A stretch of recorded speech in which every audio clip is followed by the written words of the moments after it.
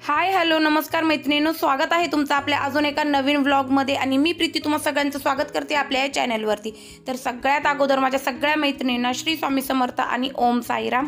त्याचबरोबर आज मी तुमच्यासोबत छान असं माझं एनर्जेटिक आणि मस्त असं रूटीन जे ते संध्याकाळचं म्हणजे संध्याकाळी मी माझं किचन क्लीन कसं करते ते रूटीन मी तुमच्यासोबत शेअर करणार आहे। तर मी आज येते डाळ भात पोळी 2 भाज्या पोळी भाकरी हा सगळा स्वयंपाक केलेला होता आणि मी स्वयंपाक जे ते लवकर आवरून घेत असते।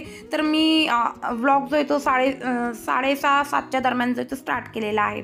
हे सगळं आवरायला ना मला फक्त 1 ते 1.5 तास लागतो आणि अशा पद्धतीने मी जर किचन आवरून ठेवलं ना तर किचन जे ते खूप छान असं नीट अँड क्लीन तर राहतं, पण आपल्या किचनमध्ये अजिबात झुरळ चिलटं वगैरे असं काही होत नाही। त्यानंतर ते बारीक असे चाचणं असताना ते सुद्धा होत नाही। त्याकरता मी ना नेहमी अशा पद्धतीनेच माझं किचन जे ते क्लीन करत असते।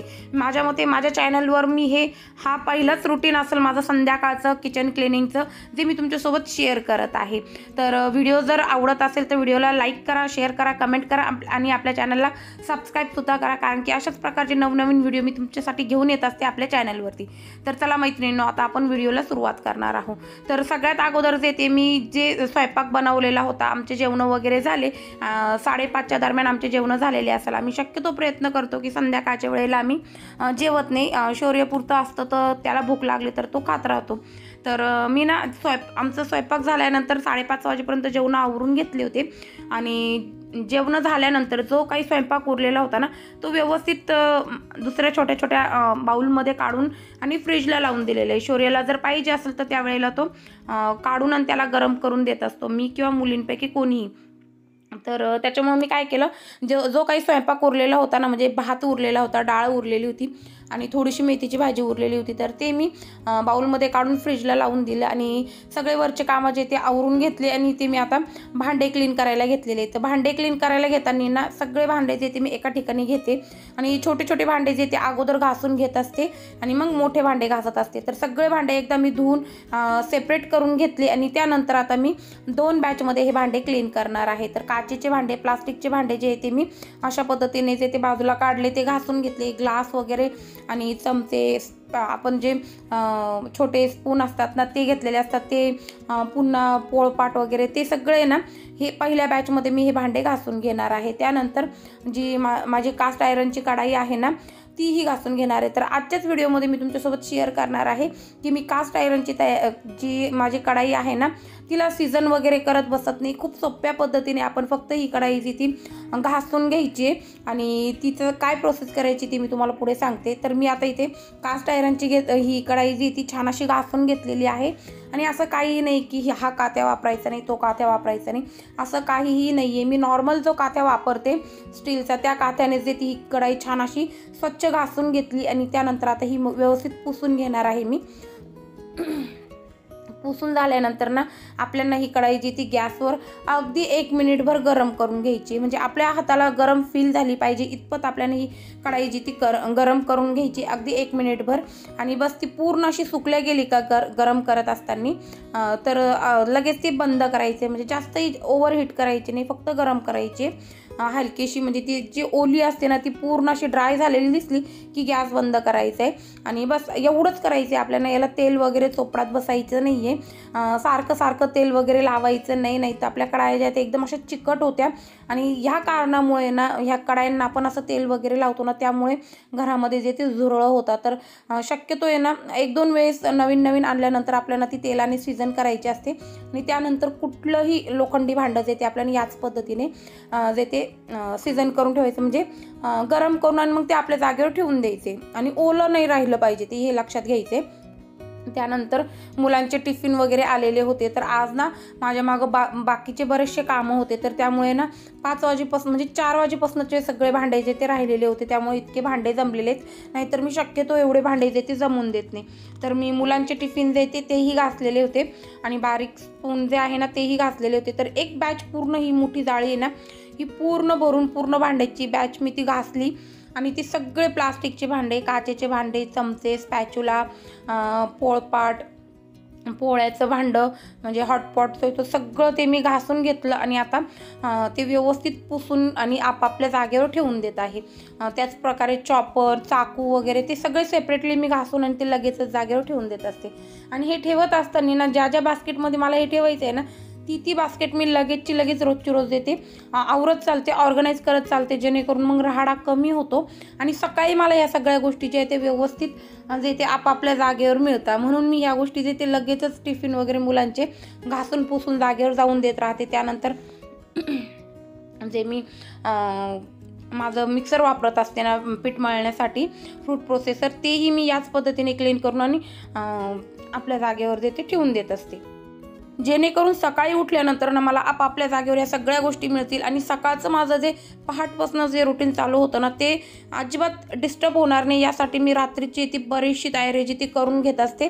त्याचबरोबर किचन नीट अँड क्लीन करून ठेवण्याचा माझा रोजचा अट्टाहास असतो. तर ते पहिली बॅच भांड्याची मी छान अशी क्लीन करून ते पुसून जागेवर ठेवून दिले. त्यानंतर दुसरी भांड्यांची बॅचसुद्धा घासून घेतली आणि ते आता मी ह्या जाळीमध्ये जे ते रात्रभर सुकून देणार आहे. त्यानंतर मी किचन अगदी येडावाकडा पुसून घेतला, जास्त काही करत बसले नाही. आणि त्यानंतर मी इथे आता माझी जी कॅटल आहे ना इलेक्ट्रिक कॅटल ती क्लीन करून घेणार आहे. तर 7-8 दिवसातून मी अशा प्रकारे इलेक्ट्रिक कॅटल जी ती क्लीन करत असते. इलेक्ट्रिक कॅटलचा जो मागच्या बाजूचा भाग असतो ना तो फक्त आपल्याला पाण्याच्या संपर्कात येऊन नाही द्यायचं आहे. बाकी आपण टोटल कॅटल जी ती साबणीने घासून व्यवस्थित धुवून काढायची, एक साईडच धुवायची, मी जसं व्हिडिओमध्ये दाखवते ना त्या पद्धतीने. आता मी ते कॅटल जी ती व्यवस्थित घासून आणि धुवून घेतलेली आहे. त्यानंतर आता ही कॅटल मी वरून चांगले काने कोपरे व्यवस्थित हँडल वगैरे पुसून घेईल. खालच्या साईडने थोडंफार पाणी गेलेलं असेल ना, कॉईल जी असते ना त्याची, त्या कॉईलकडे पाणी आपल्याला जाऊन द्यायचं नाही आहे फक्त. आणि गेलेलं जरी असेल तर ते पूर्ण व्यवस्थित पुसून घ्यायचं, कॅटल छान अशी सुकून द्यायची आणि त्यानंतर ती आपल्याला यूज करायला घ्यायची. तर मी ती पूर्ण काळजी घेतलेली. तर बघा व्यवस्थित कॅटल माझी घासून झालेली आहे. आता मी ही कॅटल घासून झाली ना थोडंसं पिण्याचं पाणी टाकून ही व्यवस्थित धुवून घेईल आणि त्यानंतर पुन्हा ही कॅटल जी ती भरून ठेवणार आहे, जेणेकरून माझं हे पूर्ण किचन आवरून झाल्यावर ना मी बेसिंगमध्ये कडक उकळतं गरम पाणी जे ते टाकत असते. तर हे पाणी टाकल्यामुळं काय होतं की आपल्या किचनमध्ये झुरळं वगैरे होत नाही आणि चाचणं होत नाही. तर त्याकरता मी ते एक प्रोसेस करत असते आणि ही रोजची रोज करत असते. आणि त्यामुळे ना आपल्या बेसिंगमधून वाससुद्धा येत नाही घाणेरडा. तर मी ते कॅटल भरून आणि जागेवर ठेवून दिली. त्यानंतर आता हे पिण्याचं पाणी मी रोज ही छोटी तांब्याची कळशी भरून जे पिण्याचं पाणी ना ते ठेवत असते. तर ही कळशी घासण्याचाही माझा रोजचा क्रम असतो. शक्यतो आपल्याला जे ते ह्या आपण पाण्यासाठीच्या कळशा यूज करतो ना, जशा आपण त्या बाहेरून क्लीन करतो ना त्याच पद्धतीने आपल्याला ह्या आतूनही क्लीन करायच्या असत्या. म्हणजे ते पाणी जे ते जास्त असं कडवट पाणी लागायला लागलं ना त्या भांड्यातलं तर समजायचं की त्यामध्ये जास्त ती खराब झाली ती कळशी वगैरे किंवा तांब्याचा हंडा वगैरे. तर मी पूर्ण जसं आतून बाहेरून भांडं क्लीन केलेलं असताना स्वच्छ असतं तसंच आतूनही क्लीन करून घेते मीठ आणि लिंबू लावून. आणि बस ते मीठ लिंबू लावून छान असं घासून घ्यायचे आणि ते धुवून काढायचे. आणि त्यानंतर पुन्हा साबण लावून आपल्याला हे भांडं जे ते छान असं घासून घ्यायचे. आणि या भांड्यामध्ये ना मी चांदीचा कॉईन टाकत असते. तर तांब्याच्या भांड्यामध्ये चांदीचा कॉईन टाकून जर आपण पाणी पिलं ना, रात्रभर ते पाणी ठेवायचं आणि सकाळी उठून ते पाणी प्यायचं तर ते आपल्या आरोग्यासाठी खूप चांगलं असतं. तर त्यामुळे मी हे रोजची रोज रात्री फ्रेश असं घासून आणि त्यामध्ये नवीन पाणी भरून आणि ते भरून ठेवत असते रात्रभर. तर इथे मी हा तांब्याही घासून घेतला, पिण्याच्या पाण्याने छान असा धुवून घेतला आणि व्यवस्थित अगोदर आपल्याला हा पुसून घ्यायचा आहे आणि त्यानंतर यामध्ये आपल्याला पिण्याचं पाणी भरून ठेवायचं आहे आणि ह्या पाण्यामध्ये कॉईन जो आहे ना चांदीचा तो घासून पुसून आणि व्यवस्थित यामध्ये टाकून हे पाणी जे ते रात्रभर आपल्याला असंच ठेवून द्यायचं आहे. सकाळी उठल्यानंतर हे पाणी प्यायचे. तर हेही एक मी काम रोजची रोज करून ठेवत असते. याचबरोबर मी ना संध्याकाळी जे ते उद्या सकाळी मला काय करायचे स्वयंपाकात तेही करून ठेवत असते. तर पुढे व्हिडिओमध्ये मी ते सुद्धा दाखवलेलं आहे. तुम्ही व्हिडिओ एंडपर्यंत बघा आणि स्किप न करता बघा. म्हणजे ना काय होईल मैत्रिणींनो, की तुम्हाला कळेल की मी व्हिडिओमध्ये काय काय दाखवण्याचा आणि तुम्हाला काय काय सांगण्याचा प्रयत्न केलेला आहे ते तुम्हाला सगळं व्यवस्थित डिटेल समजेल.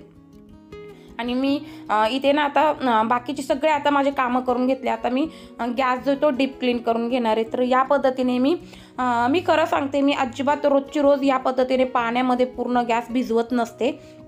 मी फक्त ज्या वेळेला मला वाटतंय ना की गॅस खराब झाला आहे, खूप चिकट झाला आहे, त्यावेळेलाच फक्त मी पाणी टाकून व्यवस्थित स्वच्छ मोकळ्या पाण्याने हा गॅस देतो क्लीन करत असते. एरवी मी फक्त कपड्याने हा गॅस देतो, म्हणजे घासणीने घासून घेते पण कपड्यानेच पुसून घेत असते, मोकळं पाणी काही टाकत नाही.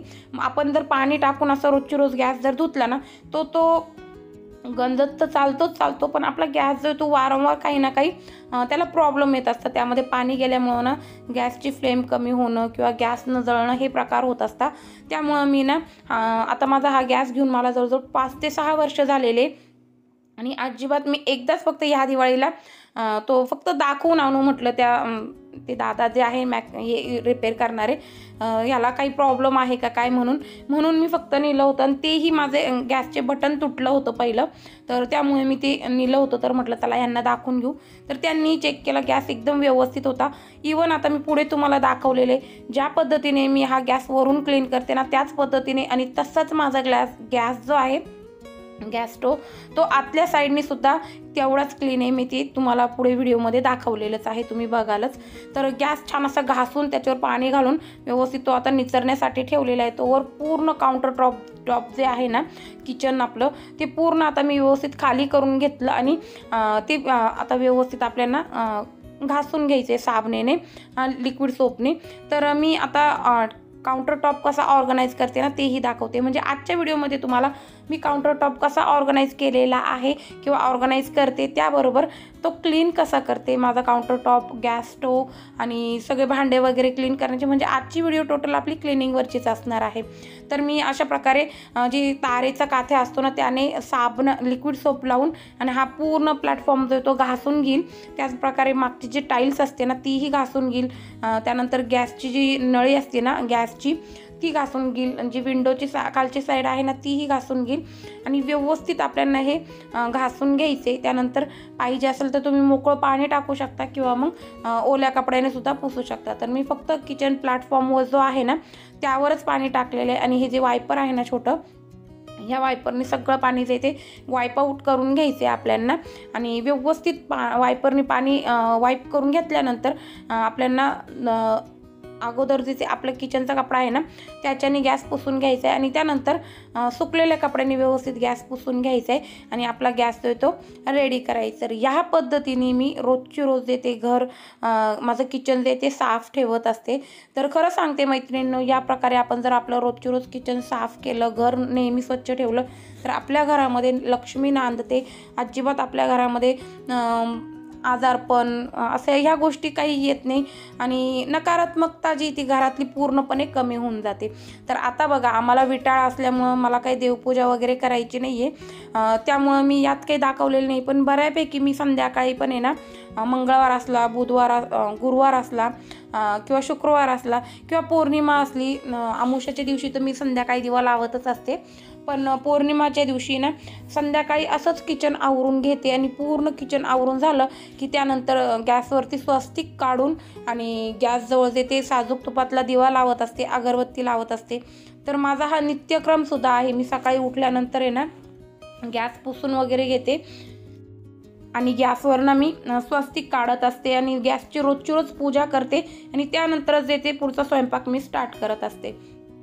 तर या पद्धतीने माझं रोजचं सकाळचं रुटीन तर असतं, पण संध्याकाळी सुद्धा मी ज्या दिवशी किचन डीप क्लीन करते ना, तर त्या दिवशी पण मी संध्याकाळी मस्त असं स्वस्तिक काढून घेते आणि साजूक तुपाचा दिवा लावते. त्यानंतर मी किचनमध्ये ना कॅन्डल ठेवलेली असते, ती कॅन्डल जी ती लाईटन अप करते, अगरबत्ती वगैरे लावते, तर त्याने ना अजूनच छान असं प्रसन्न वातावरण तयार होतं.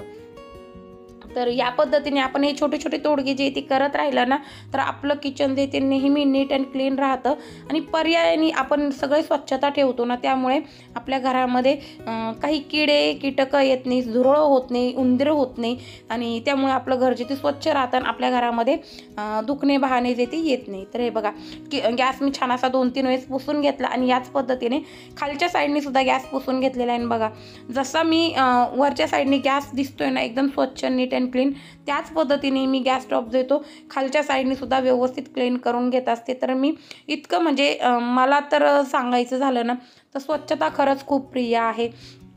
मी ज्या वेळेला भांडेसुद्धा घासते ना, आपले खरकटे भांडे असतात ठीक आहे, आपण त्यात खातो वगैरे ठीक आहे, पण मी ते सुद्धा आहे ना व्यवस्थित अगोदर सगळे भांडे धुवून घेते आणि त्यानंतर ते घासायला घेत असते. तर त्याने काय होतं की आपल्या सिंकमध्ये ना डायरेक्टली कचरा सगळा आतमध्ये जात नाही, सिंकच्या आतमध्ये आणि त्यामुळे आपलं सिंक जे आहे ना बेसिंग ते चॉकअप होत नाही, जाम होत नाही आणि त्यातनं वाससुद्धा येत नाही. तर कचरासुद्धा आपल्याला सिंकमध्ये जाऊन नाही द्यायचा आहे, त्याने आपलं सिंक जे ते जाम होतं आणि किंवा मग त्यातनं वास यायला लागतो खराब. तर मी खूप काळजीपूर्वक ह्या गोष्टी करत असते. आणि किचनमध्ये झालं, त्यानंतर बाथरूममध्ये तुम्ही बघितलं, बाथरूममध्ये सुद्धा कटाक्षाने माझा अट्टाहासच असतो की ते क्लीनच ठेवायचं आणि त्याच प्रकारे किचनसुद्धा मी क्लीनच ठेवण्याचा प्रयत्न करते. आता तुम्ही बघतच असाल इतकं व्यवस्थित किचन मी रोजची रोज क्लीन करते आणि व्हिडिओमध्ये तुम्हाला दिसत असेल की मी किती व्यवस्थित माझं रोजची रोज जे ते किचन क्लीन असतं. तर हेच कारण आहे की मी रोजची रोज म्हणजे मी काही टाईम ठरवलेला आहे, त्या टायमिंगमध्ये मी जे ते किचन कधी क्लीन करायचा, डीप क्लीन कधी करायचा, आपल्याला किराणा माल आणायचा असतो त्याच्या अगोदर आपण किचन कसा क्लीन करायचा ते आता मी पुढच्या येणाऱ्या व्हिडिओमध्ये तुमच्यासोबत शेअर करणारच आहे. तर कसं करते ना मी ते सगळं आता मी तुमच्यासोबत शेअर करणारच आहे. आता हे नाईट टाईम क्लिनिंग रुटीन तर मी पहिलाच माझा व्हिडिओ आहे आपल्या या चॅनलवरचा, हिंदी चॅनलवर मी ते बरेचसे व्हिडिओ अपलोड केलेले आहे. तुम्ही ते जर चॅनल बघितलेलं नसेल तर ते चॅनलसुद्धा बघा, ते चॅनलसुद्धा माझं खूप छान असं आहे, त्यावरसुद्धा खूप छान छान असे व्हिडिओज मी अपलोड केलेले आहे. तर बघा तुमच्यासंग बोलता बोलता मी ते गॅस जो तो 2-3 वेळेला पुसून घेतला आणि त्यानंतर त्याचे गॅसचे सगळे अटॅचमेंट जे ते लावून दिले. त्यानंतर जेवढेही काउंटर टॉपवर भांडे किंवा बरण्या असताना त्याही सगळ्या ओल्या कपड्याने पुसून आणि मी जागेवर ठेवून देईल आणि अशा पद्धतीने सगळा गॅस स्टोव जो काउंटर टॉप जो आहे तो मी व्यवस्थित पुसून वगैरे आणि ऑर्गनाईज करून घेतलेला आहे. तर या पद्धतीने आपल्याला टोटल आपलं किचन जे ते क्लीन करायचे आणि खूप सोपी पद्धत आहे. तुम्ही इथे बघितलं मी इथे कुठलंही महागडं क्लीनर यूज केलेलं नाही आहे किंवा कुठलं DIY क्लीनरसुद्धा केलेलं नाही. फक्त एकच काळजी ठेवायची आपल्याला की घाण होऊन द्यायचं नाही, चिकटपणा होऊन द्यायचा नाही, आपलं किचन जे ते चिकट नाही झालं पाहिजे. तर आता बघा सगळं आवरल्यानंतर किचन कसं दिसते. तर या पद्धतीने आपल्याला सगळं किचन जे ते व्यवस्थित आवरून घ्यायचे. या पद्धतीने किचन आवरलं तर आपल्या घरामध्ये अजिबात झुरळ होणार नाही, चिलटं वगैरे होणार नाही आणि व्यवस्थित फ्रेश आपलं किचन राहील. किचनमध्ये वाससुद्धा घाणेरडा येणार नाही, कारण की आपण भरपूर सारी काळजी घेतलेली आहे की किचन व्यवस्थित ठेवण्याचं.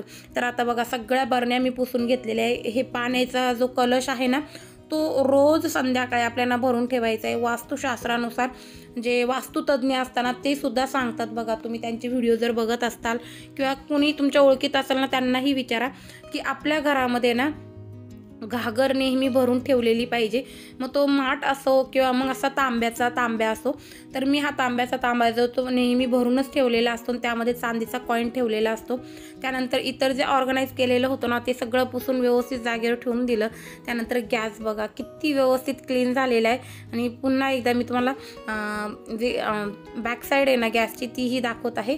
तर ह्या पद्धतीने मी गॅस जो तो क्लीन करत असते आणि जे तुम्हाला थोडंसं ते शेगडीच्या बाजूवर आजूबाजूने काळा काळा दिसत असेल ना, तर माझा एक खूप मोठा वीक पॉईंट आहे, ते म्हणजे माझ्याकडनं दूध जे ते वरती जातच, 1-2 दिवसाच्या आत दूध वरती जातच.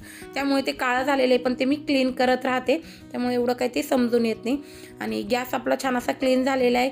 बेसिंग छान असं क्लीन करून घेतलेलं आहे. बेसिंगचा जवळपासचा एरिया बघा तुम्ही किती व्यवस्थित स्वच्छ केलेलं आहे. बेसिंग स्वच्छ घासलेलं आहे, भांडेही आपले घासून झालेले, आणि जे किचनमधले कपडे आहे ना, ते सुद्धा मी व्यवस्थित धुवून घेतलेले आहे. हे कपडे जे ते मी 3-4 दिवसा मिळून देते डेटॉलच्या गरम पाण्यामध्ये सुद्धा छान असे धुवून काढत राहते. आणि हे कपडे जास्त चिकट झाले, खराब झाले की मी लगेचच जे ते चेंज करून टाकत असते, त्याच्या जागेवर दुसरे कपडे घेत असते.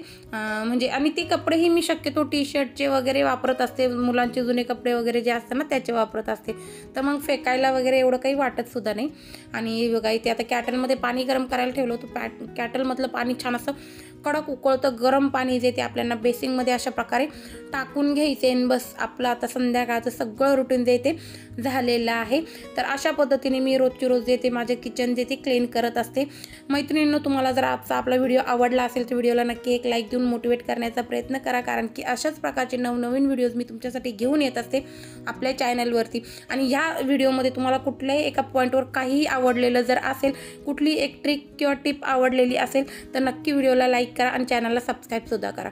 तर त्याच प्रकारे मी इथे दुसऱ्या दिवशी मला काय स्वयंपाक करायचा आहे ती तयारी करून ठेवलेली आहे. तर आईंनी मला इथे ओली हरभऱ्याची भाजी आणून दिली होती, तर ती मी काउंटर टॉपवर काढून ठेवलेली, ती उद्या मी मुलांना टिफिनला देणार आहे.